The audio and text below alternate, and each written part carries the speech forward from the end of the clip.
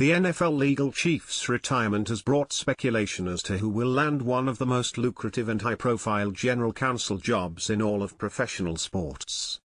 Bloomberg Law spoke with nearly a dozen people familiar with the NFL and its operations to identify leading candidates to succeed L. Jeffrey Pash, a former partner at Covington and Burling who spent more than 25 years in the post.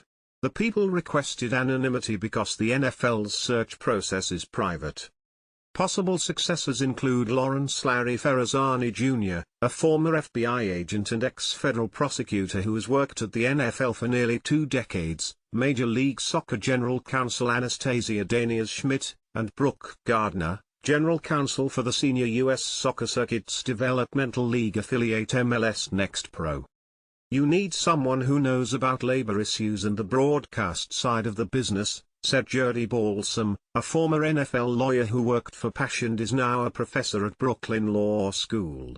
Success comes from protection of the league's long-term interests, and that often comes from a longevity in the job. Pash, 67, is stepping down as the league considers key changes, such as allowing private equity firms to purchase up to 30% stakes in NFL franchises. The NFL's collective bargaining agreement, which expires in 2030, will require planning for issues such as potential work stoppages, broadcast rights, including new streaming platforms, and the international market will also be issues the general counsel faces. The league will retain an executive search firm to finalize a short list of candidates and then solicit the opinions of the 32 NFL team owners.